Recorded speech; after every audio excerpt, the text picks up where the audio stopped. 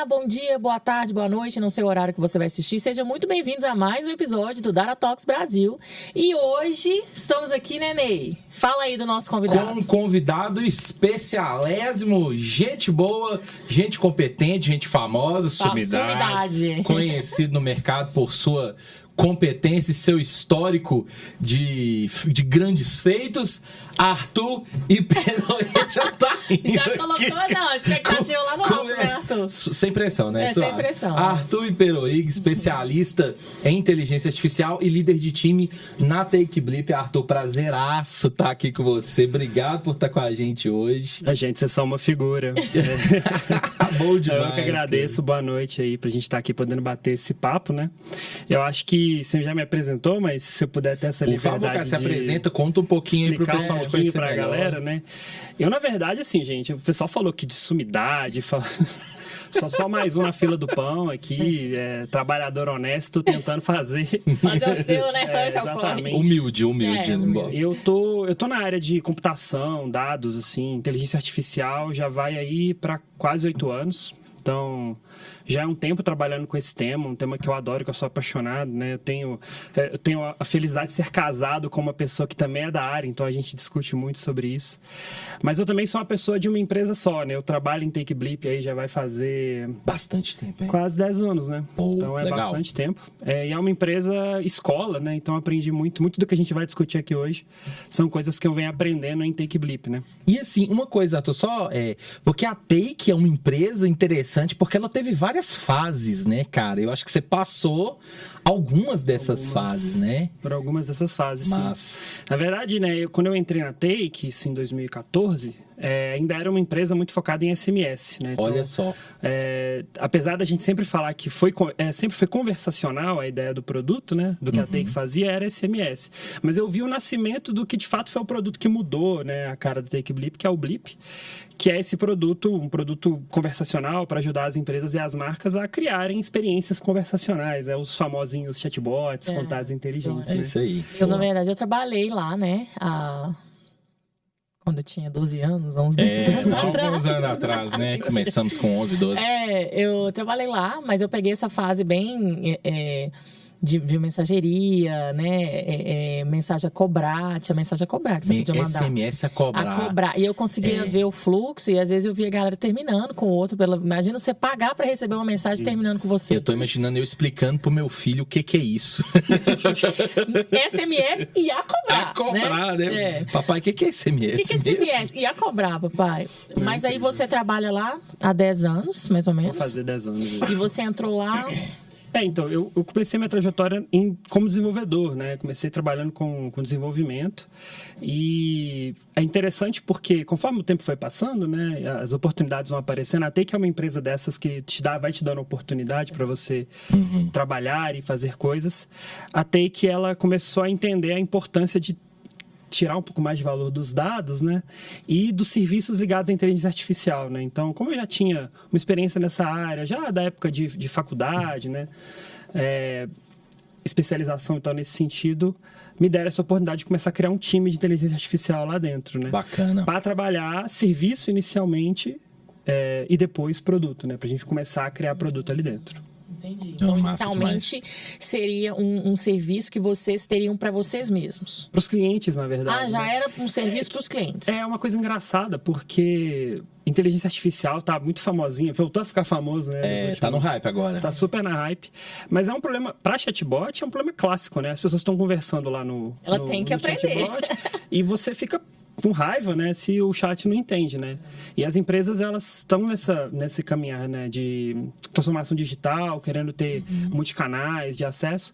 Então, o canal conversacional, né, que seria os chats, eles viram mais um canal importante e as empresas não têm know-how, normalmente, para operar ali direito, né, para evoluir o contato. Ainda mais a inteligência artificial que está dentro do contato, né? Então, foi uma oportunidade. Uma coisa que levou a outra. Que levou a outra. Bacana. Porque se você já oferece o serviço do chatbot e você quer oferecer excelência, você já coloca um outro serviço ali, né? E o chatbot, ele tinha assim, né, para quem não tá tão familiarizado aí, né, tá acompanhando, muita gente não porque sabe. O chatbot, ele tem um problema que é aquela coisa, né? Ele tem um escopo de opções e de entendimento muito restrito, né? Então, assim, se você quer X, digite 1, Y, digite 2, se você digitar 3, ele não sabe o que fazer, ele volta. Não entendi. E você fica ali, e eu acho que é óbvio que a gente tem vários desafios, né, nessa jornada de desenvolvimento das inteligências artificiais, né, no mundo, mas a questão, assim, do entendimento e a compreensão, principalmente de contexto, né? Isso é importante. Que é aquela coisa, você faz uma pergunta, sei lá, né? Eles têm vários inteligências artificiais, mas vamos, sei lá, você faz uma pergunta para a Siri, faz outra logo em seguida, como é que eu vou garantir que ela vai compreender o contexto da... Isso foi um grande desafio, óbvio que tem vários outros, né? Eu diria até que o principal desafio não é só a compreensão, porque a compreensão, até com essas LLMs, né, que estão saindo e tudo, esses modelos de inteligência artificiais massivos que conseguem compreender muita coisa, eles vão começar a resolver esse problema de entendimento.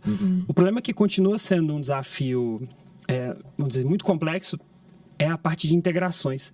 O que adianta você entender se aquilo não te entrega um serviço, sabe? Tá. Porque a pessoa, ela não quer... O ChatGPT é muito legal. Você pergunta lá, então, mas o que ele está te agregando de serviço? Qual que é o valor que ele gera para mim no fim das contas, né? Ele é legal, ele é divertido. E daí? Então, para uma empresa, eu preciso entregar serviço, eu preciso que o produto ali, aquele chatbot, né?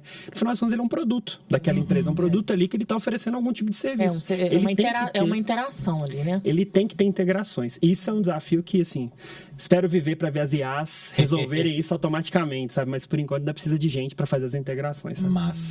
Massa demais. Eu lembro que... Do nada, eu lembro dos casos. A gente dentro do ônibus, né? Tentando ligar para o chat de algum banco. Renegociação de cartão. Não entendi. Fala mais alto. Ixi! Renegociar cartão. Fala Inferno. Eu não quero falar alto, não. Pô, você vai ver que eu tô devendo. Então, assim, hoje em dia, o objetivo é que essa interação seja mais fluida possível, né? Sempre. E muitas pessoas têm um pouco de... Adorei, cara. Tô renegociar a dívida do cartão. Não entendi, senhora. Fala mais uma vez. Nossa senhora. Mas... muita gente tem esse problema ainda com o chat, né? De preferir com a pessoa. Como que essas empresas lidam, assim, com... O público tem aceito bem esse tipo de trabalho. Obviamente, porque a empresa está crescendo, graças a Deus, né? A Takebility está aí, muito forte no mercado. Mas eu digo assim, qual que é a sensação que esses usuários, né, têm de... eu queria falar com a pessoa e não me deixam falar com a pessoa, né? Tem esse ponto também, né? Isso é bom, né? Assim... Acho que existe uma questão do comportamento das pessoas e isso... As pessoas querem ser atendidas, né? Muito da raiva que elas têm com a automação é porque a automação é ruim. Né? Porque se a automação resolvesse, assim... É o que for mais rápido, é o que for mais fácil, né?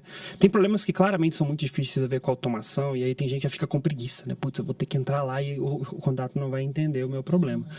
Até que ela tem uma abordagem, vamos dizer assim... Ela não vende... a IA, ela também não vende automação, cara, ela vende o tal do contato inteligente. Então, o que ela diz pra marca? Eu te dou uma plataforma e você resolve do jeito que você quiser. Quer botar só humano? Põe só humano. Quer botar robô? Põe robô. Quer botar humano, robô, IA, o que você quiser? É uma plataforma, né? E você configura como você quiser. Que é por isso que eu acho que a Take tem crescido bastante, sabe? Porque é uma abordagem mais... O produto que a gente entrega, ele dá essa flexibilidade para as pessoas fazerem o jeito que elas quiserem, né? Isso é um desafio de complexidade, né? O produto ele é mais difícil de ser usado.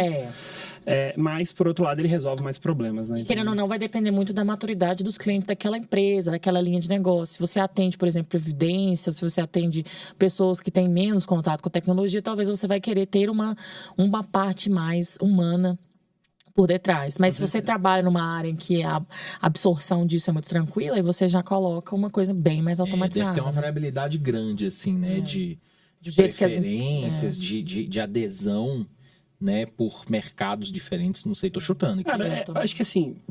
É um produto como qualquer outro, né? E todo produto a gente precisa saber qual é o nosso cliente, né? Quando a gente fala do Product Market Fit, né? Do fit, o produto ele dá fit no mercado para alguém, né? Não existe um produto que ele é genérico, resolve o problema de todo mundo, né? Então, quando a gente pensa no produto Blip, o fit dele grandes empresas, né? Na verdade, não só grandes empresas, né? A gente fala que são as empresas que elas são mais nativas digitais, que já têm um certo know-how digital. E são um desafio gigante do set de produto da Take, como é que eu faço um produto para esse cliente que não é nativo digital, para esse cliente menor. Então, o produto tem que ter cliente. Saber quem é o seu cliente é essencial para você ter um bom produto, para o seu produto dar fit, para você poder evoluir o seu produto, né? Então, esse é um desafio gigante. Para produtos de dados, cara, é literalmente a mesma coisa, sabe? Pois essa era a deixa que eu tava esperando, né? No fim das contas. Então, galera, hoje, né, a gente já tá aqui avançando, né? Como sempre, a gente já vai avançando, porque o papo fica bom, né? A gente traz esses convidados hypados, né, Chico? Não, aí galera, a gente fica sem... quer tirar todas as dúvidas. Tu já tá... Ô, gente, achei o bullying que eu vou fazer com o Arthur a partir de agora. Pronto, só chamar de famoso que ele fica todo sem graça. Ele fica todo tímido. Mas tá bom. Então, pessoal, o assunto do nosso episódio de hoje é justamente produtos de dados. Eu acho que é um assunto extremamente relevante, é algo, pelo menos assim, né, na empresa, com os nossos amigos aí que estão no mercado, que estão nas empresas de tecnologia, é algo que está sendo pensado, discutido e conversado à exaustão nesse momento, assim, né, e por isso a ideia de trazer um Arthur que trabalha há muitos anos, né, com esse tipo de desenvolvimento, né, pensar produtos de dados. Vamos começar do começo, Arthur. Vamos lá, produtos de dados, né? O que é isso, né? O que é isso no fim das contas, né? Como é que a gente pensa algum cenário onde o dado é a feature central de um produto, ou um produto ele vai ser ancorado em dados? Como é que é isso no dia a dia das organizações? Longe de mim querer ter a resposta, tá? Eu vou trazer muito num cenário que eu vivo, né? Porque a gente está falando, quando a gente fala produto de dados, a gente está falando de produto digital, né? Esse que é o primeiro foco, né? O software. Normalmente a gente está falando de um software, né? Ou o resultado é um software ou é processado por um software, né?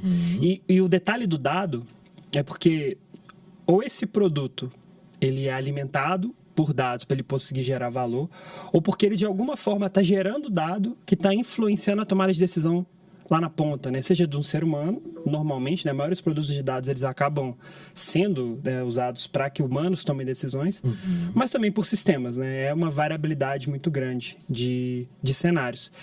No que eu já trabalhei muito, foram cenários mais ligados ou a softwares, sistemas que processam muito dado e entregam para o usuário. Então, sei lá, um painel. Um painel pode ser um produto, um relatório automatizado que você faz ali, né? Se tem cliente, se tem um valor que está gerando para a marca, e alguém está usando aquilo para tomar uma decisão, e obviamente tem o tráfego de dado ali, é um produto de dado. E também processamento de dado para sistemas, né? Então, o caso mais clássico são quando a gente tem aqueles pipelines imensos de data lakes e tal, que você precisa processar muito dado. Aquilo tem uma complexidade tal e entrega um valor na ponta que você tem que entender aquilo como um produto também, né? E o que eu trabalho mais recentemente, que são sistemas que são criados a partir do processamento de dados, né? Como soluções de inteligência artificial. Bacana. Você precisa do dado para que você consiga ter aquela solução e normalmente ela vai enriquecer aquele dado de alguma forma para entregar um valor, né? Entregar algum valor.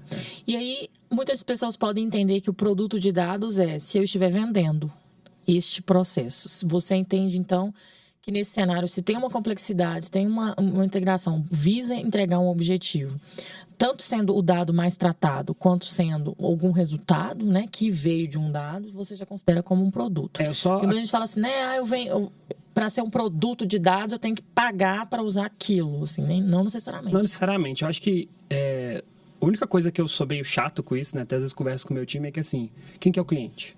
Então, o produto tem que ter cliente. Se você está fazendo uma coisa que não tem um cliente, você está fazendo alguma outra coisa, não é um produto.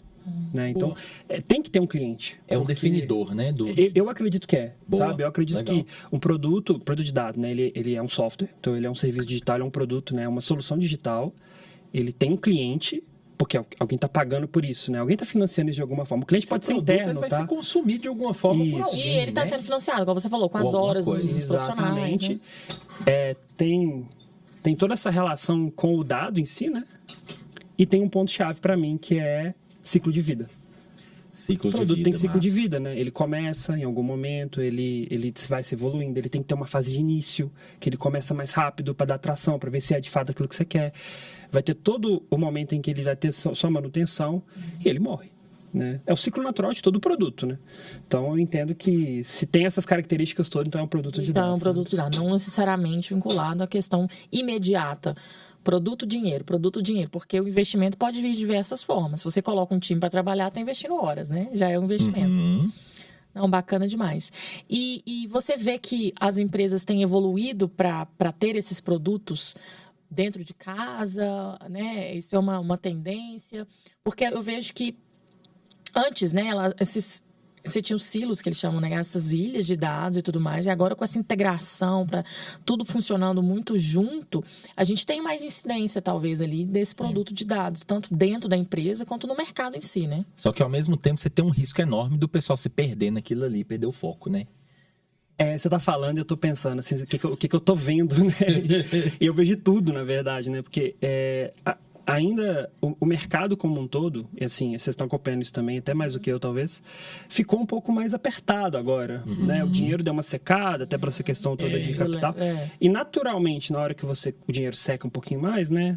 Os gestores começam a tomar um pouco mais de pressão para a eficiência operacional e tudo. Então, naturalmente, a internalização de algumas coisas, ela acaba ficando mais importante. Uma delas, assim, produtos de dados, né? Quando a gente pensa que o dado ele tem que ser usado para tomar decisão relevante para o negócio, você não quer terceirizar isso, né? Você quer que seja ali dentro, que você tenha muito controle.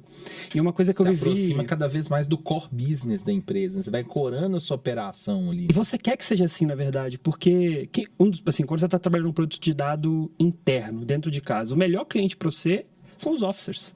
É um CTO, é um CEO, é um CIO. Essa galera você quer que seja seu cliente. Você quer que o CEO da sua empresa abra o dashboard e reclame de uma coisa que está ali, do dado que não chegou atualizado. Por quê? Porque significa que aquilo que você está gerando está sendo usado para camadas estratégicas de decisão. Boa. Sabe? Então, com certeza, a gente vê, eu vejo esse movimento. Mas, por outro lado, igual ao que você falou, eu também vejo a galera se perdendo muito. Porque não é porque você sabe trabalhar com criação de dashboard, sabe trabalhar com criação de pipeline, que sabe criar produto. Né? O ecossistema, o que está ao redor ali é um pouco mais complexo, né? Então, fazer projeto é uma coisa. O projeto ali que tem início, meio, fim, isso é uma coisa. Agora, que você criar produto, que você tem que pensar um ciclo de vida, eu acho que fica um pouquinho mais complexo, sabe? Mas, e tem uma coisa interessante, você falou, assim, esse movimento que as organizações elas fazem para ser cada vez mais data-driven, né? A gente quer ancorar cada vez mais a nossa operação nos dados para ter uma tomada de decisão mais acertada, para ter uma tomada de decisão mais rápida, mais eficiente. E aí, né, então, dados têm sido vistos como um grande diferencial competitivo. E quando você traz a lógica de produto, o olhar de desenvolvimento de produto para dados, o que acontece? Assim, você acha que esse diferencial competitivo ele se potencializa, ele muda de alguma maneira? A empresa passa na frente, né? Por estar vendo o dado não só como projetos isolados, mas como algo que tem, como você falou, um objetivo, um cliente, fim, sabe, muito bem definido, um ciclo muito bem definido? Tem diferença, mas aí, de novo, só fazer um recorte, né? Que eu vou falar muito da experiência do que eu tenho visto, tá? Boa. Porque eu também sei que isso que eu vou falar agora pode ser polêmico e não é necessariamente verdade para todo mundo, tá? Boa. Mas, assim, quando você olha no viés de produto, uma mudança muito grande que acontece, né? É que você vai pensar o ciclo de vida. Então, projeto, normalmente, você gasta muita energia para começar. Né? Você quer fazer todo um planejamento, você quer aprovar o seu orçamento, e aí quando você já começa um pouco atrasado, e você vai iterando, né? E projeto de dados tem muito isso, né? Como as empresas em geral, elas não são muito alfabetizadas em dados, né? Você acaba tendo algumas pessoas ou alguns times que têm esse conhecimento, acaba que gera esse atrito demais, né? Então, o projeto ele já meio que já nasce dando errado, sabe? E gastando muito dinheiro. Muito esforço para pouco resultado. Quando você tem um produto e você tem um ciclo de vida, aquele time que vai trabalhar o produto, a primeira coisa que ele tem que fazer é provar que aquilo faz sentido. O time tem que provar que o produto faz sentido. É igual se a gente fosse começar uma startup de um produto, o que eu preciso fazer? Eu preciso ter um MVP, eu preciso provar valor, eu preciso ver se aquilo ali tem fit. Então, já muda aí de cara. Qual que é a consequência? Isso é bom, tá? deixando claro, isso é bom. A consequência negativa é que a complexidade aumenta. Porque antes o time só tinha que se preocupar em receber a demanda. Lá no backlog lá. É assim que faz e tal. Abre ticket e faz, abre ticket e desenvolve. Agora você tem que resolver um problema que não é um problema só tecnológico. É de relacionamento. É de business, né? É de business. É de comunicação. Mas ele é muito mais interessante, né? Ele agrega muito mais, assim, até para sua carreira, né? Para a carreira do profissional agrega muito mais, mas ele é muito mais difícil. Então, a consequência disso muita gente não vai saber fazer, vai fazer errado, vai ser frustrante. Então, você precisa de uma camada, vamos dizer assim, de alta gestão, sabendo que muitas iniciativas de produtos vão dar errado. Essa gestão do portfólio tem que estar ali com aquele, não sei se é um diretor, etc., para fazer aquilo ali. Vai dar errado alguns, né? Só tem que processo de experimentação, tentativa e erro que faz parte desse... Que é o que assim, é o entendimento que eu tenho. Faz parte. E é igual se você for um investidor investindo em várias startups. Você sabe que 10 ali vão quebrar? E você quer que aquela que dá certo explode? Numa empresa você não quer 10 projetos dando errado, né? Você quer ali que, sei lá, 5 produtos de 10 ali e tal, mas você quer que a galera erre rápido. Teste, entenda o fit daquele produto. Rápido, né? Exato. E né, tem cliente. Você precisa ter o cliente usando.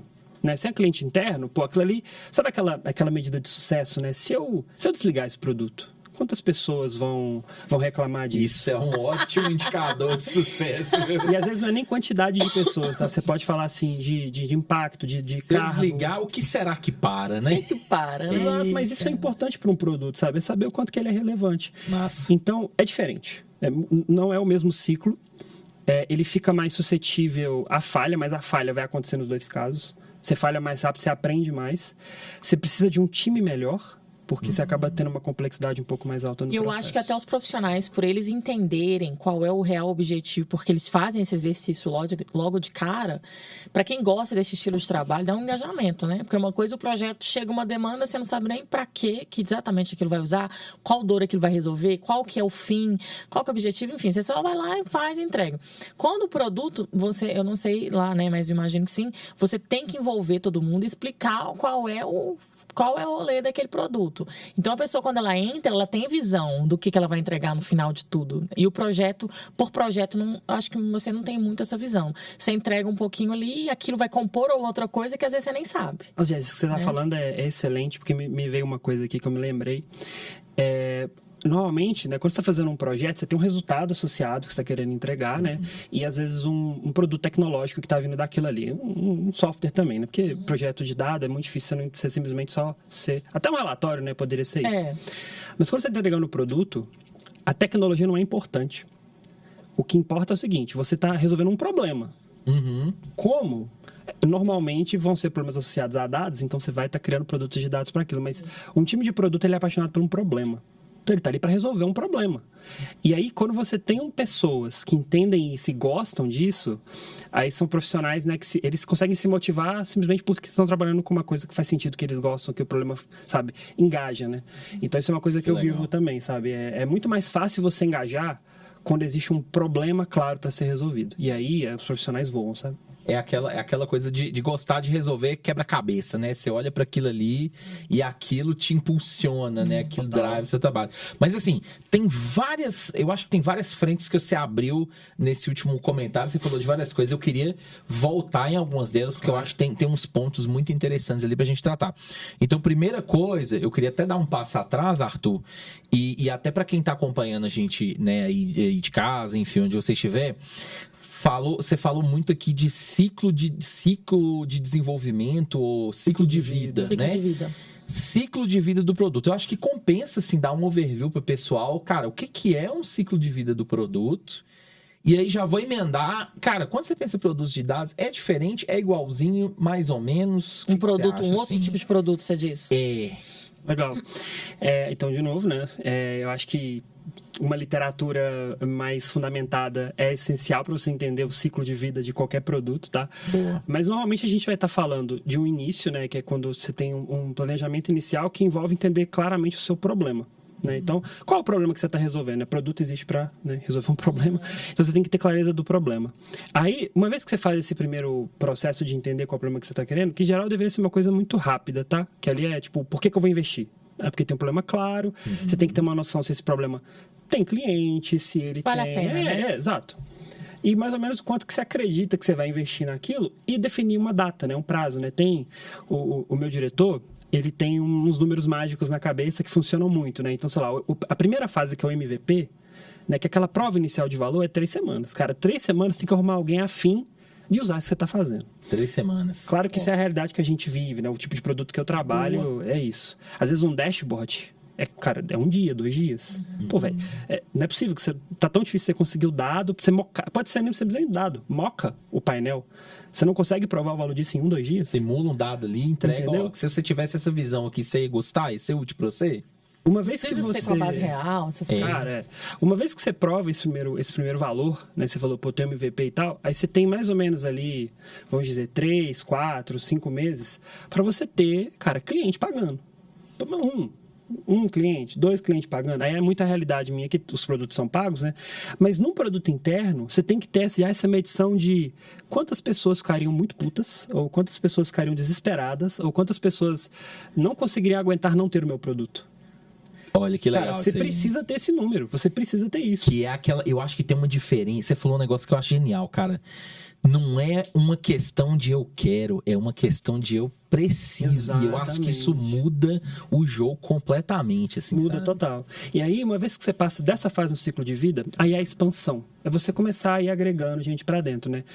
Até essa fase, você tá preocupado em acelerar, sabe, criar se você precisa, você tá muito preocupado com acelerar, então virar, né? Qualidade de código, esquece. Você quer virar, você quer Não, virar. Cara, assim, esquece coisas que não estão gerando valor pro produto. Eu falo muito lá no time. A gente segue um modelo meio Scrum, meio Kanban, uma coisa meio adaptada. Mas no final é o seguinte, a cada 2 semanas a gente tem que ter entrega valor para alguém.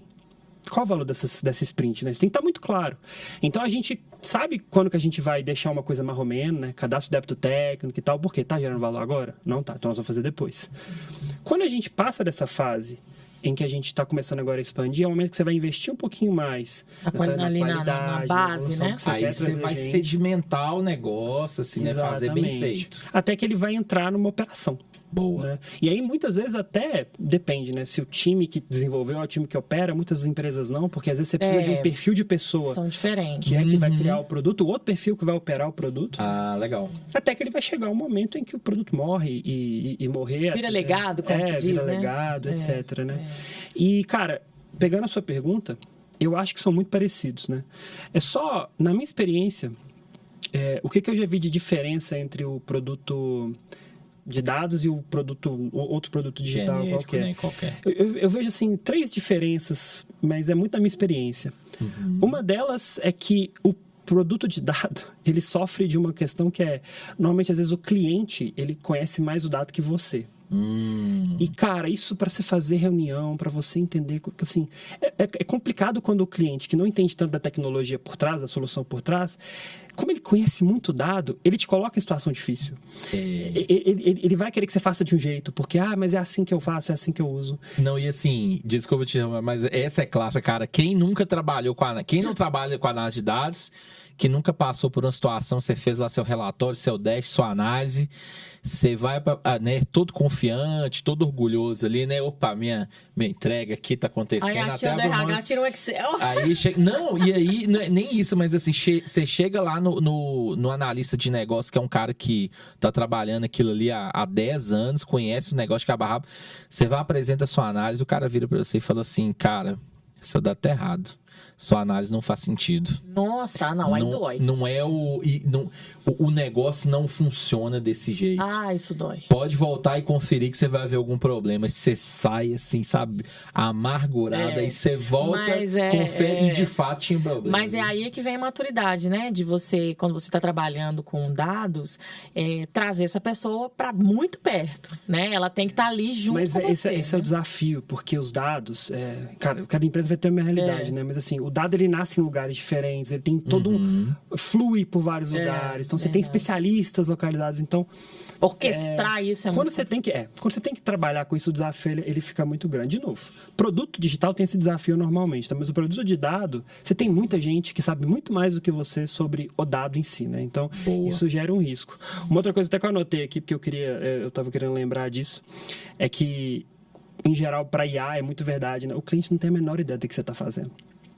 Então, assim, ele entende que você quer resolver o problema dele. Você fala a nível de tecnologia. De tecnologia, cara. Tá. E aí, como ele não entende a tecnologia, como ele não entende o que você está fazendo, isso acaba dificultando a comunicação. Você precisa de um profissional que consiga fazer essa tradução muito fácil, né? Por isso que lá na Tech a gente tem os DPMs, né? Que são os Data Product Managers, né? Esse perfil é muito importante, porque ele é uma pessoa que ele entende o dado, ele entende o negócio, ele tem comunicação para conversar.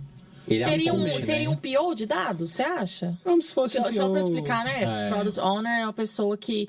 Não sei se eu estou explicando certo, não sou da área, mas seria a pessoa que transita nos dois, que seria o representante do cliente dentro de quem está desenvolvendo. Então, por exemplo, imagina que você está desenvolvendo aqui, aí você fala, nossa, será que esse botão aqui azul, será que dá para ser azul? Será que dá para fazer assim? Isso não dá para você ficar ligando pro cliente toda hora aqui. Se for azul, pode.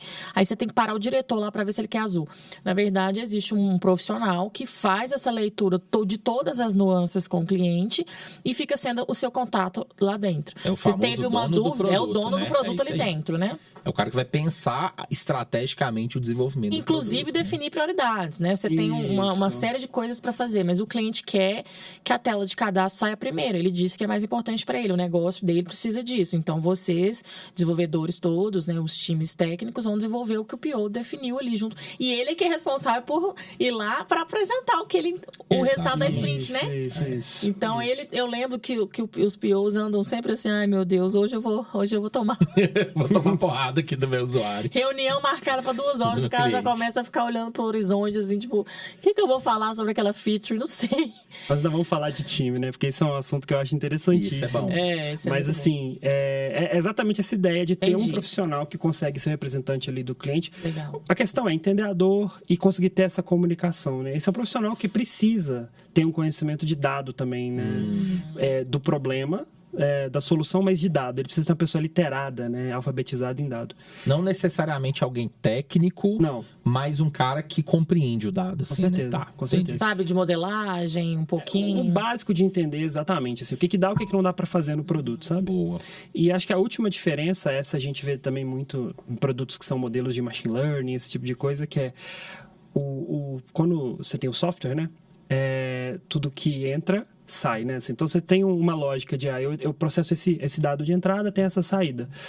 Esse meio aqui não muda, né? O software, o pedaço do software, ele não muda.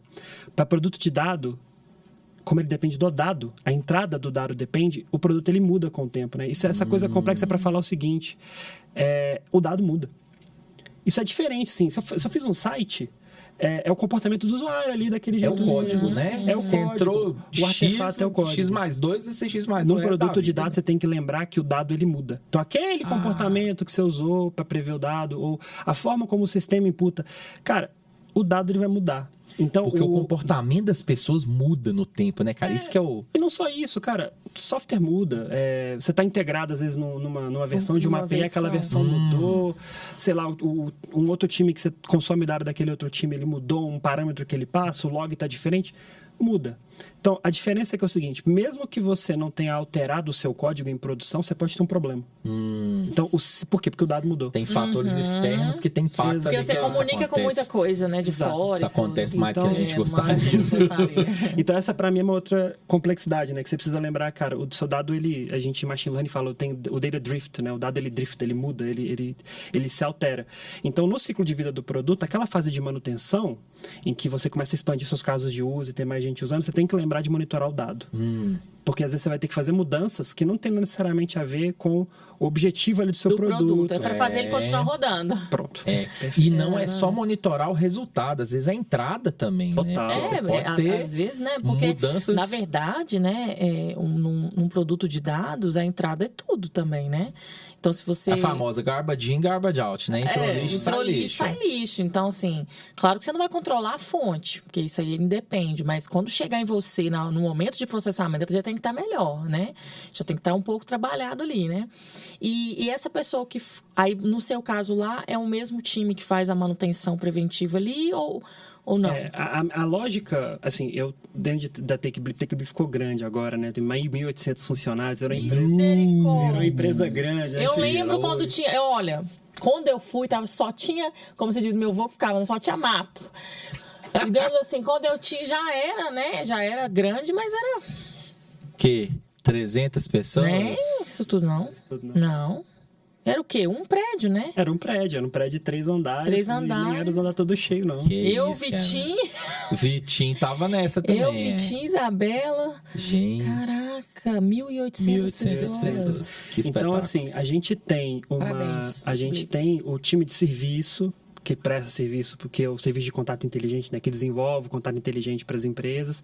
A gente tem um time grande de produto que desenvolve o Blip, que é o nosso produto principal.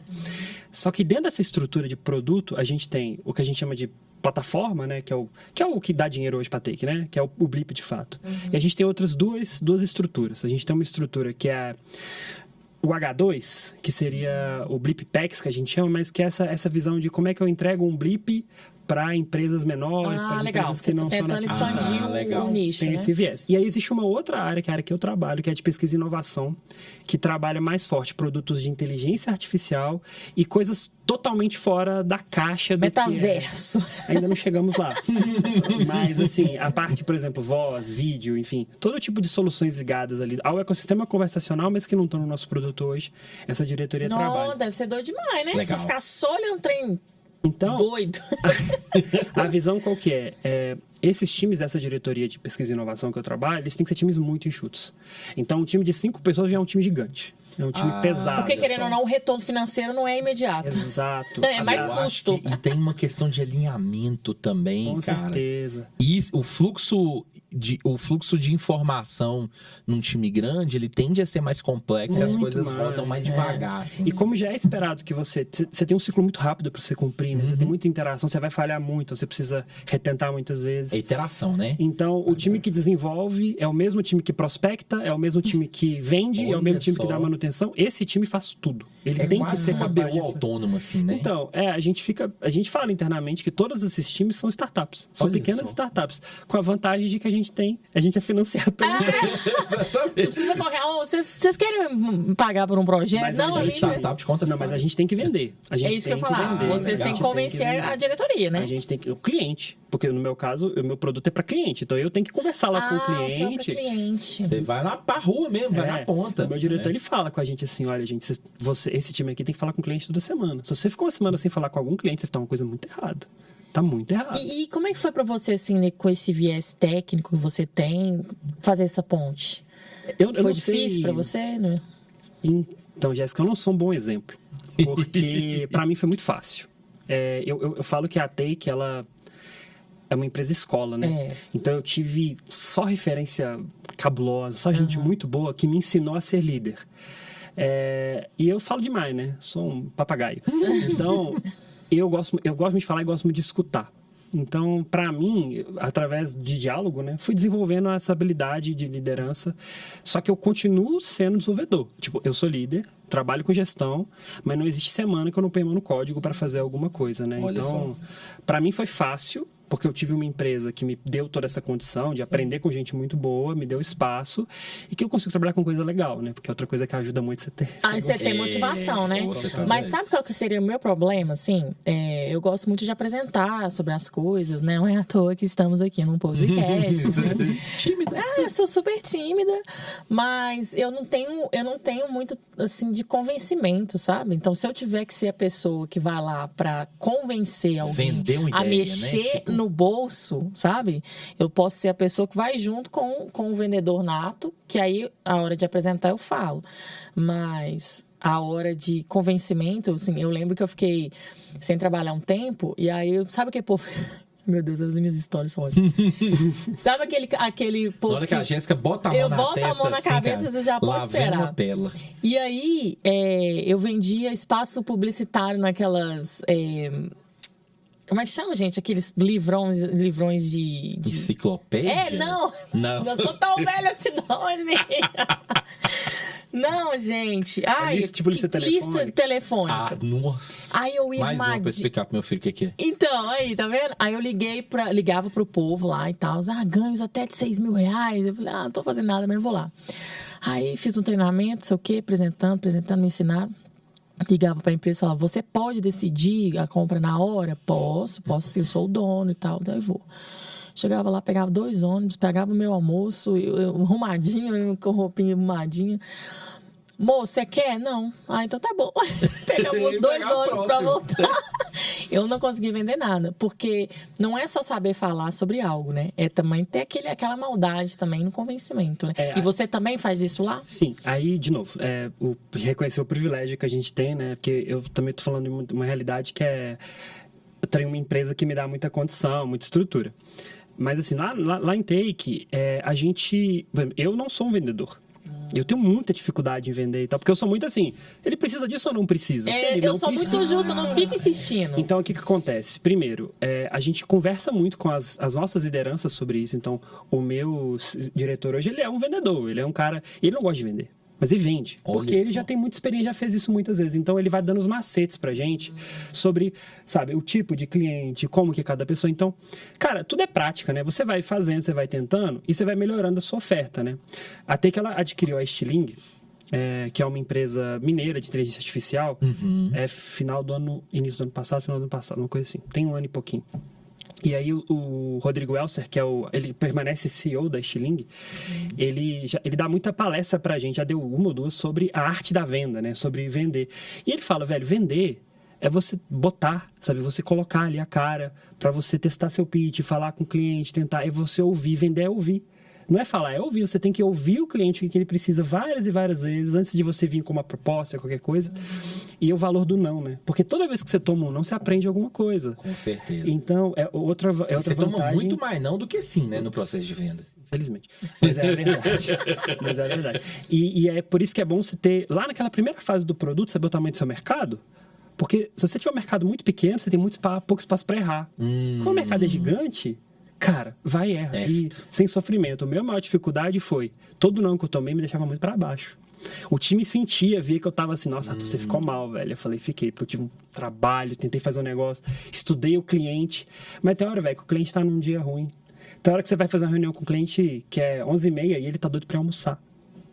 E, cara, sabe? O seu pitch tava ótimo, talvez, mas talvez ele não tá preocupado, né, com aquilo. Então, você não pegou ali um momento oportuno também, então né? Isso, mas a vantagem vai fazendo. Vai fazendo, uma hora você aprende. E aí, trabalha alguém do seu time que goste disso para que ela faça por você depois, que é outra coisa que eu também fico pensando muito lá na realidade que eu vivo. Você fala assim, quem vai ser a pessoa que vai... Eita! E tem um negócio que a gente tá falando, é outro assunto que eu também sou fascinado e eu acho que aqui vai render bastante, que é a questão do time, né? A gente já conversou aqui, né, no podcast, inclusive você que tá assistindo aí, retome os outros episódios, né? Pra você ver a gente falando de carreira, de perfis técnicos, enfim, de um bocado de coisa. Mas quando você vai pensar um time de produtos de dados, time de dados até que você tem alguns papéis ali muito bem definidos e tal, mas um time de produtos de dados, eu entendo, talvez você tenha outras competências, você tenha um tipo de comportamento diferente. Então, conta pra nós um pouquinho, Arthur. E o time, cara, na sua visão, como é que é um time de produtos de dados que funciona bem, que entrega bem, assim?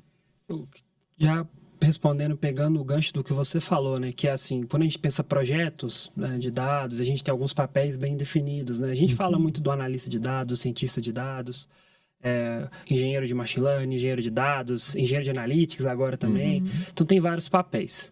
Isso é importante, de certa forma, porque até para as pessoas terem uma visão de crescimento e desenvolvimento de carreira, né? O que eu vou trabalhar, o que eu vou desenvolver, você ter uma caixinha é muito importante. Boa. A realidade que eu vivo de produto, ela exige do time a tal da alta performance, né?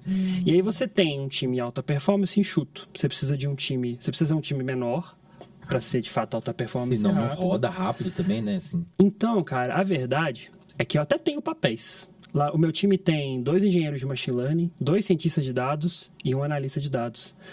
Mas, cara, todo mundo faz tudo. Olha, eu acho que é uma pegada que você falou de startup também, né? E isso é muito interessante, cara, porque assim, só um comentário que tem uma conversa rodando no mercado, assim, né, de pessoas querendo ter cada vez mais o seu papel bem definido, a sua trajetória de carreira bem definida.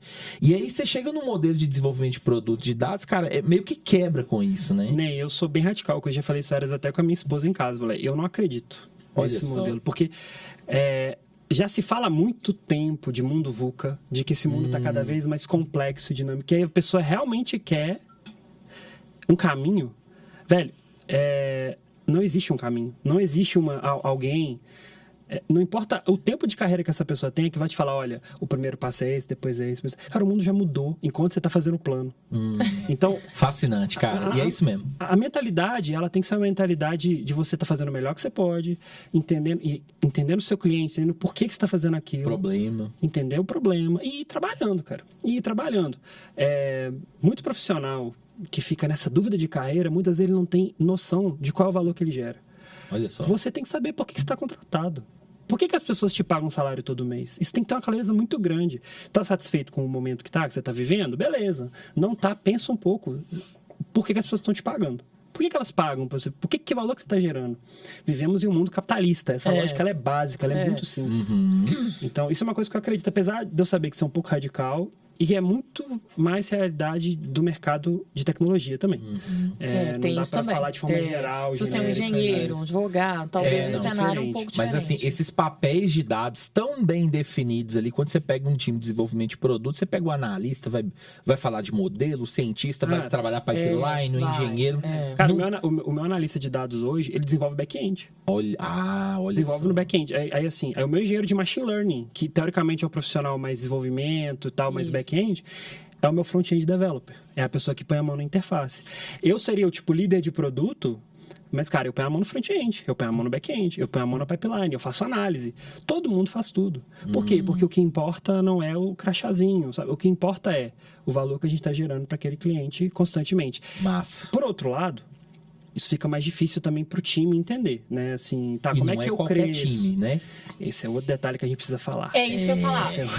É por isso que eu acho, Arthur, a minha visão é o seguinte, depende da maturidade, depende do tamanho do time, depende, enfim, vocês têm que ser enxutos, rápidos, virar. A coisa tem que virar. Isso. Não dá para ficar fazendo reunião de alinhamento entre o engenheiro e o cientista para ver, ou então mandar uma demanda pro front fazer. Eu comecei a morrer na hora que você começou a falar. Aí ele não entendeu o que você falou, vai ter uma reunião com o cara, por que ele pediu e não dá. Não falou, vou marcar uma reunião, já começou a dar ruim, né?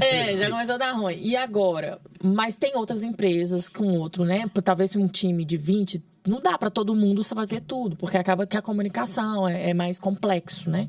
Então, eu acho que vai também do... Mas aí, o meu pensamento, tá, Jéssica, é assim, você deveria ter um time de produto de dado, que trabalha um produto de 20 pessoas.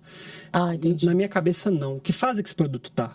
Se esse produto tá numa fase muito avançada, você estrutura, quebra isso em micro ali, de novo, você tem que ter times pequenos. Os times têm que ser pequenos. Time muito grande, ou é pastelaria, né? É coisa de atender demanda, ou é time de atendimento, que normalmente também é um pouco desse modelo de pastelaria. Né? A gente fala não é de forma pejorativa, tá? Porque é o modelo. É muito trabalhando sob demanda, né? Isso, trabalhando sob demanda. Agora, quando você está criando um produto, trabalhando no produto, o time tem que ser enxuto. Ele tem que ser um time pequeno para ter tração, para ter velocidade, para você conseguir pivotar rápido. Se o seu produto já deu certo, ótimo. Se ele não deu certo ainda, você tem que ser barato. Você não pode ter um time caríssimo, gigante, para um trem que não está dando certo. Aí você está pagando um engenheiro porque ele só faz isso. Aí ele está lá parado porque deu um probleminha na parte de front-end e ele está parado. Você está pagando ele para nada, né? A ideia aqui não é ser dono da verdade. Cara. Não, é um modelo. Só que esse modelo para mim, ele faz muito sentido. Né? Então, se você ainda não provou o valor daquilo, o seu time, a meta dele é prova e valor. Por que essa empresa tem que te ter no time? E não é a lógica de, vamos demitir. Não, gente, é só o mindset. O mindset é, esse time tem que ter uma lógica de entender que ele tem que se pagar por esse produto que ele está fazendo. E perceba uma coisa, o Arthur não falou, o time tem que entregar, o time tem que provar valor, que eu acho que é um outro rolê completamente diferente, cara. Total. Entendeu?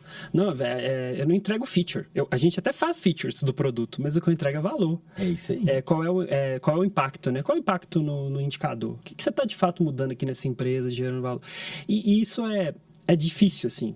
Na Take, a gente vê uma transição, porque a gente começou a virar esse time focado em produtos de inteligência artificial com a compra e a integração da Stiling, né? A gente já tinha um time de A na Take, devia ter umas 10 pessoas, que era o time que eu cuidava, e a Stiling veio com mais 10. Então, de repente, era até mais. Enfim, a diretoria virou uma diretoria de 25 pessoas, que trabalha em inteligência artificial também, né? Mas também trabalha outros tipos de produtos nessa linha mais de laboratório de inovação, etc. Boa.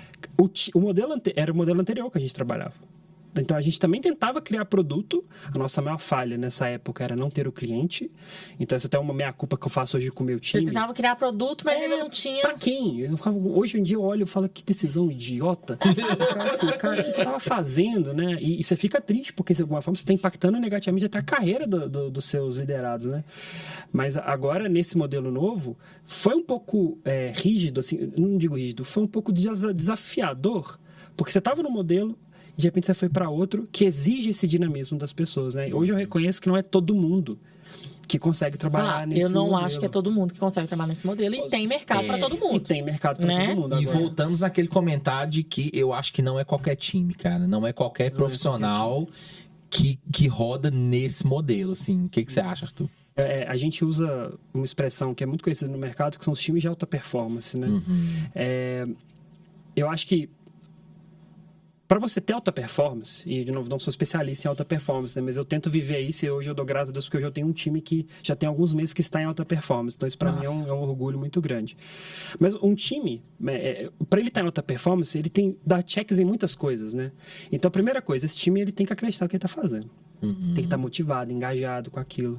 As pessoas, ele tem que ter a segurança psicológica, sabe, ali dentro. As pessoas têm que poder falar o que elas acham, sabe? Elas têm que poder se expressar. Porque essa segurança é muito importante. Por quê? Porque a pressão é constante.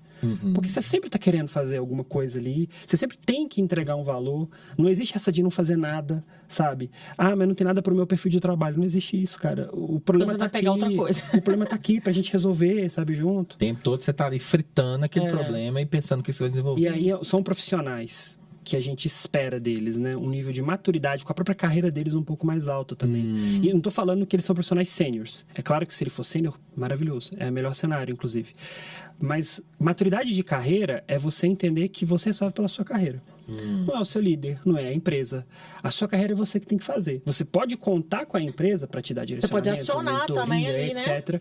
Mas você é dono da sua carreira. Essa carreira maturidade, é sua, né? Olha que legal. Ela é essencial. Por quê? Porque trabalhar em produto de dado é trabalhar num cenário muito mais desestruturado. Tipo, não é que a prioridade muda, mas é que assim, às vezes você está conversando com um cliente, tá uma pegada. Aí depois você fala com outro que era melhor e você fala, putz, talvez eu deva pivotar essa minha estratégia para testar essa outra coisa. Vamos testar pequeno, vamos errar rápido, vamos. Cara, esse dinamismo, né? Não tem um mês que a gente faz a mesma coisa. Não tem. Não existe isso. Então, se você não for um dono da sua carreira e conseguir navegar isso, né? Igual, sentir bem com esse cenário tão incerto, cara, tão imagina um volátil, PDI de um ano. Nossa. O que é um PDI de um ano? O PDI é o Plano de Desenvolvimento Individual. Um PDI de um ano não faz sentido se ele for baseado em coisas muito exatas. Porque aquele seu time está trabalhando com uma coisa agora, daqui 3 meses mudou. Porque tudo, o objetivo é gerar valor para o cliente, né? Quem é seu cliente? Qual é o valor que você está gerando? Qual o problema que você está resolvendo? Então, esse profissional que é dono da sua carreira e consegue navegar, operar ali dentro, ele é muito importante para um time, né? Para um time de dados, para ele conseguir trabalhar dentro desse time em alta performance.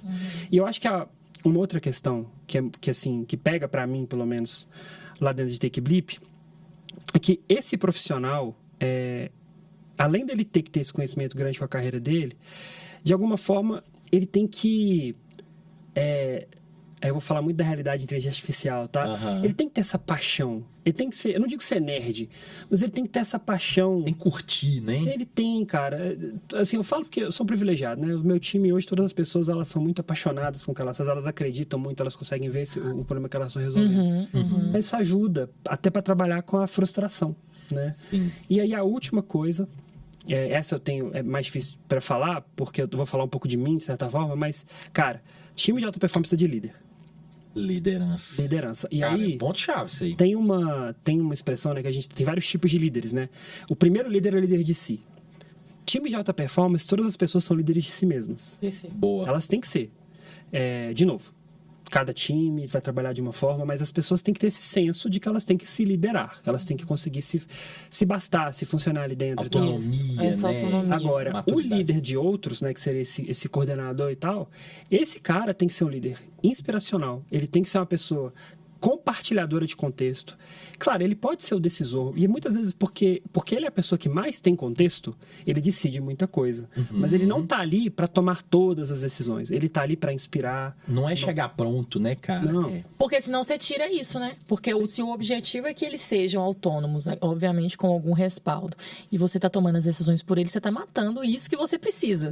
E pior, você tá acostumando o time a receber tudo Receber pronto, tudo que é pronto. justamente o contrário do E mindset. assim, se você tiver um time super líder de si, uma galera engajada, um problema legal, e o líder for um bosta, cara, não existe time.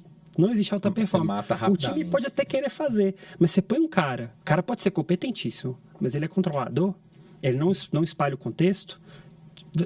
Matou. E esse é o problema, sabe? que muitas vezes a gente conversa muito sobre carreiras aqui, e a gente fala que na área de TI ainda tem muito isso, de você promover o cara mais técnico. Né? E ele vira o líder dos outros. A Mas cara de lidar, desespero da mas Adão foi lidar ótimo. com pessoas é um outro desafio. É um outro skill. São outras skills, né? Que você, como líder, tem que ter. Claro que você tem que ser técnico, porque você vai direcionar, inclusive, tecnicamente, né? Mas, cara, gerenciar pessoas. Gerenciar egos, inspirar pessoas, conflitos, um dia ruim, uma semana ruim, né? Um medo de não crescer, insegurança, é tudo que você vai lidar com isso, né? E aí, Jéssica, essa eu te falo, que é de novo uma das vantagens do cenário que a gente vive hoje, e é um convite que eu faço para qualquer empresa poder criar esse ambiente, né?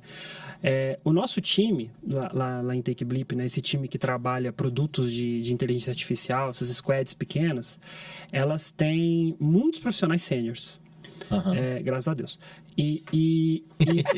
Pô, a gente tem muitos especialistas. E esses especialistas não são cobrados para serem líderes, assim, coordenadores. Eles são cobrados para gerar resultado. Eu mesmo trabalho com um cara, que é um cara fantástico, assim, adoro trabalhar com ele, que é o Douglas.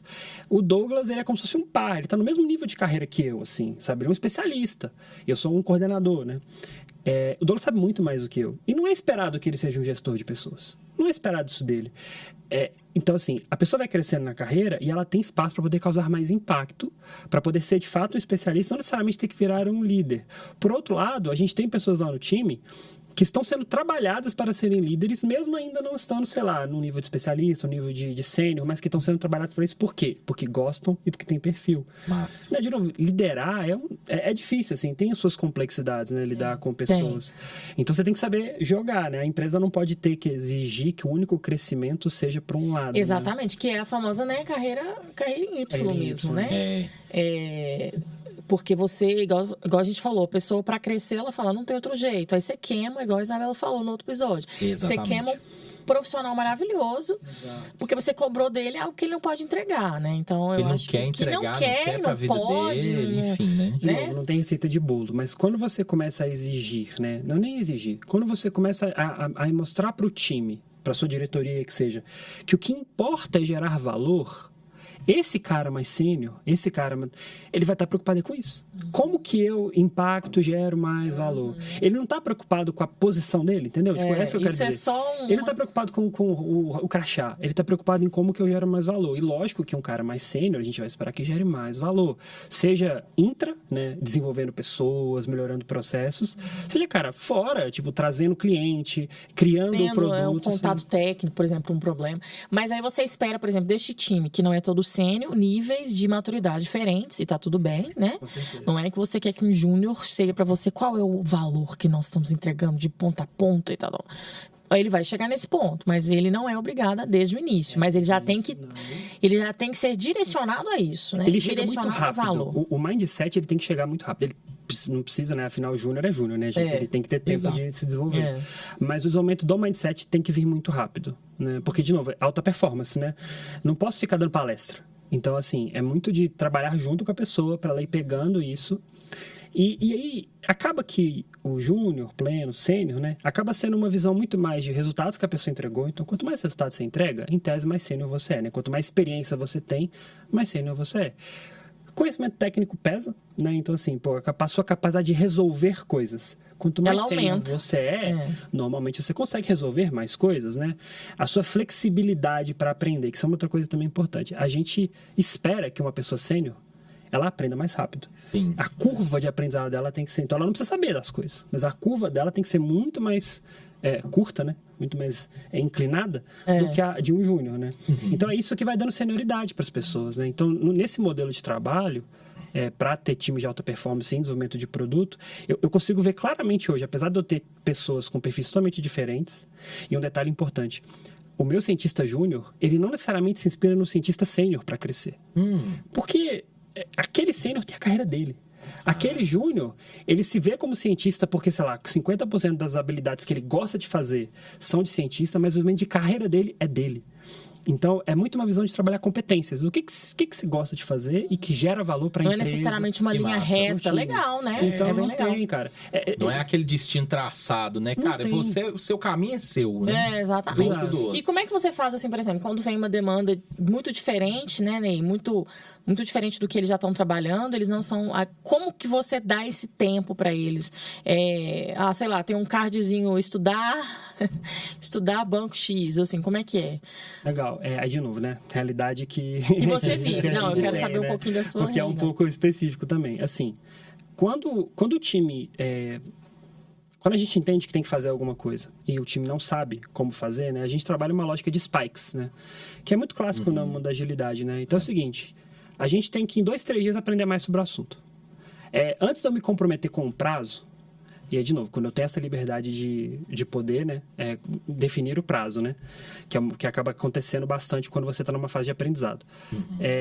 Eu não me comprometo, eu preciso aprender primeiro. Então, a gente roda ali, em geral, a pessoa mais experiente, ela começa a rodar primeiro ali, para ela poder pegar aquilo, mas não é regra, tá? Pode ser qualquer pessoa, pode rodar. E aquele aprendizado é compartilhado. Às vezes, uma documentação simples, às vezes é apresentado para o time, né? A gente tem muitos momentos que são sincronizados ali, e aí essa pessoa vai e explica o que ela aprendeu. Numa próxima rodada, a gente fala, sabemos como resolver isso aqui, a gente consegue? Cara, ainda não, tem que fazer mais um experimento. E a gente vai regulando isso, ou seja, esse processo de fazer spikes vai dando conhecimento para o time. Quando a demanda chega, e aí é uma questão de estrutura, tá? Quando a gente vê que tem que fazer alguma coisa e a gente não sabe fazer, aí eu, como líder de produto, tenho 2 opções. Ou eu vou chamar meu tech lead, vou chamar a minha pessoa de referência, experiência, para junto comigo falar assim, e aí, quanto que a gente está disposto a correr com isso aqui? Porque aí, nesse cenário, eu e ele, que somos as pessoas mais experientes do time, vamos ter que dar um jeito de resolver. Ou a gente vai entender que a gente perdeu aquele cliente, aquela oportunidade. A gente não vai fazer a demanda. E isso é uma coisa importante que é diferente do produto, tá? O produto tem que saber falar não. Você tem que entender que você vai perder cliente. Mas eu não posso falar não pro CEO.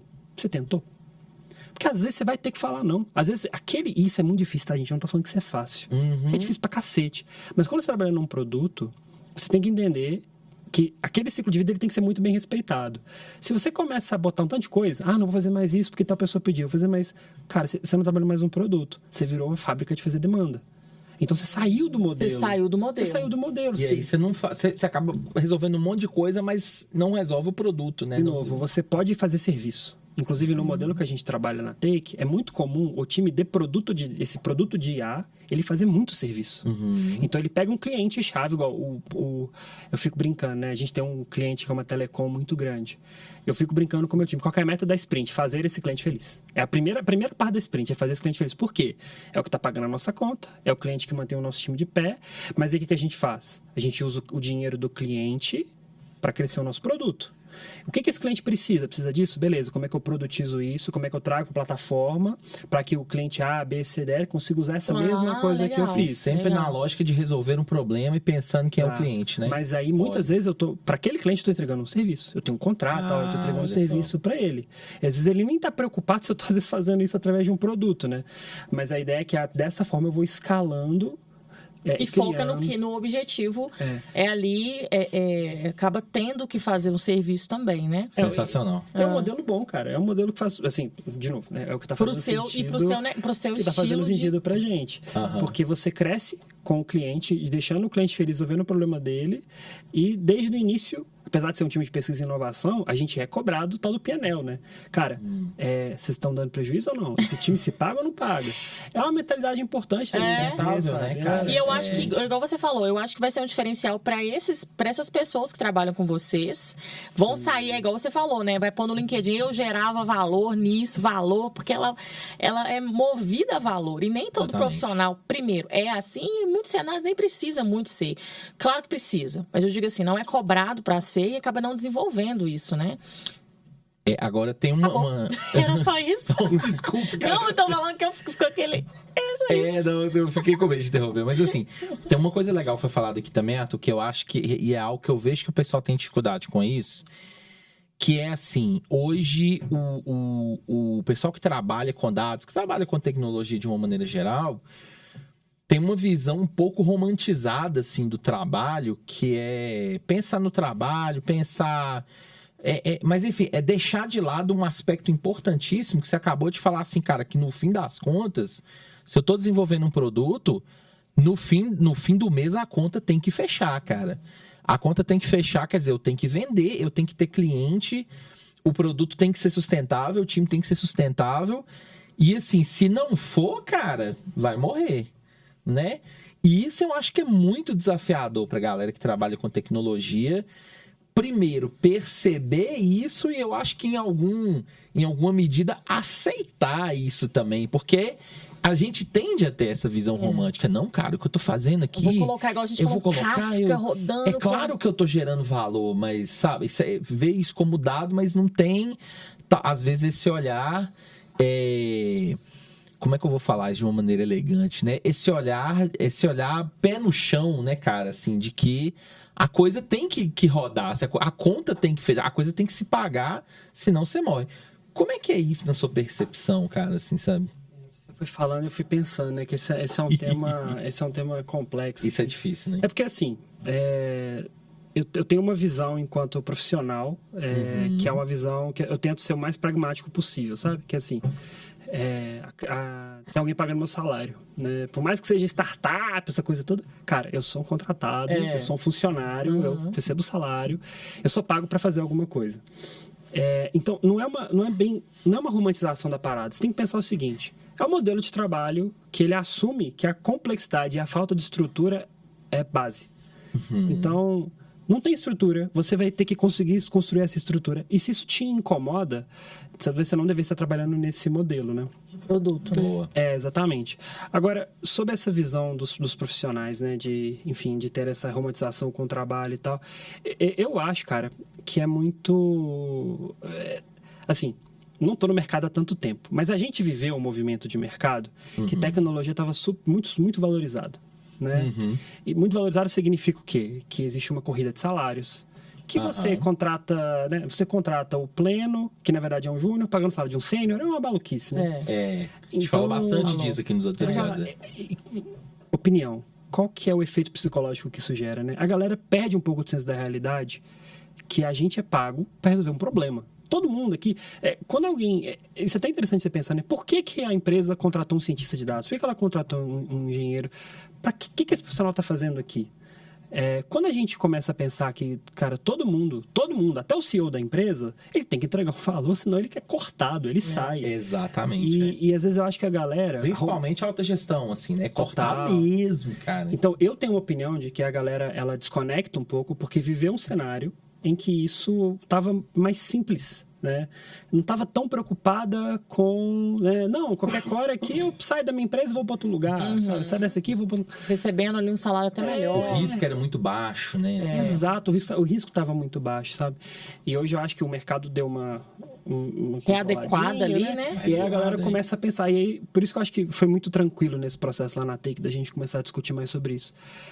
De novo, não é que eu sou fã de ficar discutindo grana, dinheiro. Não, velho, assim, eu tenho até uma certa preguiça desse assunto, assim, de falar assim, não, eu tenho que trabalhar pro cliente isso. Porque o que me encanta, no final das contas, não é trabalhar para esse cliente aqui. Claro que às vezes tem muitos casos que a gente trabalha que você fala assim, esse cliente aqui é uma empresa B2C muito grande, né, que é empresa para consumidor, e aquele consumidor, o produto que eu estou fazendo vai ajudar a vida dele. Massa. Isso é legal. Mas no final, para essa galera que é mais nerd, que seria mais o meu caso, é muito legal trabalhar com a tecnologia. Só que aí é o framework, entendeu? Tipo, eu trabalho com essa tecnologia, eu quero fazer ela, mas como? Entregando valor para um cliente, sabe? Então, quando a gente tem esse mindset, eu acho que a coisa funciona muito melhor. E aí você para de ficar tão preocupado com o modelo, sabe, da empresa. Essa coisa sabe? Se o seu produto é certo, você vai crescer na carreira. Se não der, você não vai. E se, de repente, a empresa não tiver como investir no seu produto, você vai trabalhar com outra coisa, então você vai ter que sair. De novo, a gente fala de um lugar de privilégio. Tecnologia tem salários bons, tem muito emprego, a gente tem a oportunidade de ir para fora. Não é a realidade do brasileiro. Não é. Mas nesse cenário, é a gente ser maduro. Essa maturidade é importante. E para mim, essa maturidade não necessariamente tem a ver com idade, não necessariamente tem a ver com senioridade. Claro que você espera. Você espera muito. Que o tempo te dê isso. Sênior, ele tenha isso, né? Inclusive, se você é um sênior e você não pensa assim, pelo amor de Deus, mude. Pelo amor de Deus. É desesperador trabalhar com gente assim. Sentiu aí, galera. Desesperador. Desesperador. Sente a responsa aí. Mas é mais isso, assim. Não sei se eu respondi, eu acabei de... Não, cara, eu acho que é isso mesmo, porque, tipo... E às vezes o custo é totalmente justificável e você não vai ficar chorando centavo, porque naquele cenário faz sentido, ou aqui não faz sentido você ser mais enxuto possível.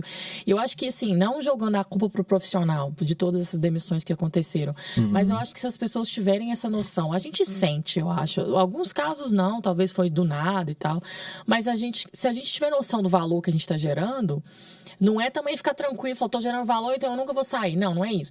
Mas você tem uma noção, né? Se você está entregando valor mesmo ou não, né? Eu acho que isso... Você tem que ter um pouco dessa maldade. Entender como é a regra do jogo. De novo, eu também não acho que é a responsabilidade do profissional. Não é. Porque muitos foram realmente pegos de surpresa. E de novo, assim... a gente tá falando do modelo capitalista, que não quero entrar nesse assunto, mas assim... cara... Nós somos aqui proletários, ponto. Isso, né? ponto. A gente nós somos donos do meio de... Isso, tem uma galera que de fato é a dona da grana e essa galera toma decisões que impactam a vida de muita gente e muitos não estão muito preocupados com isso. Mas esse é o pano de fundo. O cenário a regra do jogo ela é clara. Essa é a regra do jogo. Você pode fingir que ela não existe ou você pode entender que é assim que ela funciona. E se é assim que ela funciona... Eu falo muito com meus liderados, né? Assim, enfim, eu vou falar, foda-se. Eu falo muito com meus liderados o seguinte... a gente tem que saber jogar com a empresa, entendeu? Tipo, a empresa funciona dessa forma. A gente gosta de estar em alta performance, gosta de gerar valor para o produto. Como que isso está agregando para a carreira de vocês? Como que a gente... Não é nem como que eu vou capitalizar nisso, assim, né? Pra eu tô gerando valor. E eu gero valor pra pensar no retorno que eu vou ter já como que esse é o modelo de negócio que a gente está vivendo... Essa visão é top. Como que a gente usa? Porque aí... e aí, de novo, eu sou muito júnior, tenho dificuldade com isso. Pô, conta com as pessoas mais sênior, conta com... Tem muita gente que pensa assim nas empresas, sabe? Não é todo mundo que simplesmente quer trabalhar em empresa moedora de carne e moedora de gente, sabe? Não, pô, a gente quer que os profissionais cresçam, se desenvolvam e aprendam. É bom para todo mundo, né? Com certeza. E aí, líderes, né? Líderes, ou ser líder, né? Dê espaço pro seu time para que isso aconteça, porque isso facilita a alta performance, tá? Total. Porque o time fica muito mais engajado com a liderança, o time gosta muito mais de trabalhar junto, porque ele entende, olha, eu tô resolvendo esse problema que é muito legal, mas eu também tô crescendo na minha carreira, eu também tô resolvendo enquanto profissional. Tem uma contrapartida que não é apenas o salário pago, né, cara? Salário pago, eu acho que assim, o salário pago, ele é o início da conversa, mas ele é muito pouco, né, cara? Tem uma série de outras coisas envolvidas ali. A motivação, engajamento, propósito. Eu já trabalhei em lugares que o salário caía, eu falava, cara... O que eu tive que passar por esse dinheiro? Será que valeu isso tudo? Valeu, né? Comprando a blusinha lá na feira e falando, oh meu Deus, que tanta humilhação que eu passei pra comprar essa blusinha na feira. Brincadeira. Mas assim, eu acho que sem demagogia, a gente é privilegiado, você falou, nem todo mundo tem essa oportunidade, não se julgue assim se você não tá nesse momento de carreira, de poder escolher o que te faz feliz, porque todo mundo já passou por isso. Eu já trabalhei já sofri muito para poder ter meu salário e não podia sonhar. Mas é sempre com foco sair disso. Da sua maneira, no seu tempo, com os seus recursos. Assim, eu não gosto muito de, mas então eu vou escolher, sabe? Porque eu tô nesse momento, você tá em outro tá em outro. Cada um tem um momento, né, Ney? Mas é focar que isso vai ser meu futuro. E exatamente no seu futuro, no que aquilo vai agregar para você. Mas eu gosto muito desse olhar orientado ao valor e orientado à contrapartida. Quer dizer, uma boa parceria, ela é pautada numa relação relação de ganha-ganha, cara, sabe? Eu tô gerando um valor e eu tô recebendo um valor em troca. E assim, sem querer estressar muito esse ponto, né? Até para não entrar nessa questão polêmica, mas, por exemplo, quando você pensa no mercado, que é isso que o Arthur falou, assim, né? Se a conta não fechar, no caso dele ali, da BU, do produto que ele está desenvolvendo, ele vai pivotar, vai mudar de estratégia. Mas, cara, se você for um startup, você colocou um produto no mercado, o produto não deu certo, o que vai acontecer, né? Ou você vai ter condições de pivotar e vai ter investimento suficiente para fazer outro produto, mas se a conta não fechar no final do mês, meu amigo, você vai fechar, né? Isso que vai acontecer. Então, no fim das contas, você precisa alinhar isso de uma maneira que faça muito sentido.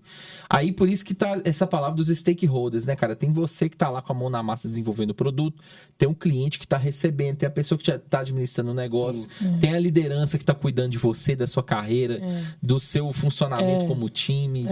Eu acho que quando você trabalha com produto, como você falou, ou uma startup, por exemplo, você tem noção clara de que tá entrando dinheiro, tem que fazer isso, tá entrando dinheiro. Quando você é um profissional que recebe por mês e vai lá fazendo, às vezes você não tem essa visão. Tipo, o que eu estou fazendo está gerando valor? Não sei, eu tô chegando, eu tô fazendo. Tô chegando, eu tô fazendo. Agora, se eu trabalho na linha inteira de um produto, eu consigo ter noção. Mas não percam isso. Mesmo que você é um profissional que trabalha lá mensalmente, que fica recebendo demandinha, demanda de projeto, veja qual é o valor. Assim, lá na TEC a gente vive isso também, né? Então, você imagina, um time que ele cuida de painéis no Power BI. Se esse time, né, começa a olhar para isso como produto, a primeira coisa que ele vai se perguntar é por quê? Por que está consumindo esse negócio? Por quê? Por que isso existe, sabe? E aí esse mindset também consegue ser trabalhado. Legal. De novo, eu não quero Quem que ficaria desesperado se isso aqui saísse do ar, né? Eu não gosto de pensar de novo, até porque cada time, cada pessoa tem a sua realidade, né? Mas eu acho que neste mundo, os profissionais têm que ter essa preocupação de saber, conseguir responder de forma muito clara por que ele recebe o salário dele, por que as pessoas pagam para ter ele lá na empresa, de forma muito transparente e tranquila, sabe? E tentar, a partir disso, capitalizar para sua própria carreira. Massa. Entendeu? Entender Não, perfeito. Eu acho se que ele conseguiria gerar mais valor. É uma mensagem excelente. Sensacional. Né? Ganha. Não só receba o salário, mas faça com que isso volte como... Sabe aquelas empresas que pegam o fluxo de caixa, que pegam o caixa para reinvestir? Eu não vou gastar o dinheiro todo, não, né? Eu não vou gastar o dinheiro todo que eu ganhei esse mês, não. Eu vou pegar e vou investir. É isso, galera. Vocês estão trabalhando... O seu empreendimento é você, a sua carreira, né? Então, receba. Claro, gente, nem todo mundo pode fazer. Estamos falando de um contexto muito específico, de privilégio. Não sou hipócrita, mas você que ainda não está nesse momento, se organize, procure pessoas que possam te orientar, né? Te ajudar para você chegar nesse ponto. Mas se você estiver nesse momento, veja, né? Reinvista em você, não só dinheiro, mas tempo, estude, procure, né? Sua mensagem ela é importante porque só das pessoas começarem a pensar nisso já faz diferença. Já faz diferença. Porque eu acho que muita gente não pensa a carreira dessa forma, sabe? Cada um faz a escolha que quiser, mas eu sou da opinião que só das pessoas pensarem no que você falou já faz a diferença para a carreira dela. A mente é diferente, né? O comportamento é diferente. Pensa que é um empreendimento que você tem que fazer isso funcionar, né? Massa. Então, tem que investir, reinvestir, acertar o rumo. Acho que aqui não... voltar, né? Assim como um produto no mercado, você fala... Correção de rota pessoal, né?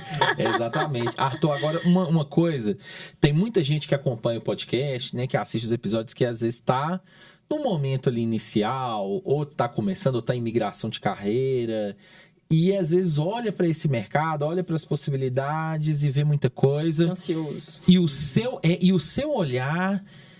com essa experiência de produtos de dados, eu acho que ela é muito interessante. E como a gente viu aqui no papo, tem diferenças que eu acho que são muito fundamentais, né? O que você diria para essa galera que está começando, ou que está em transição de carreira, em migração?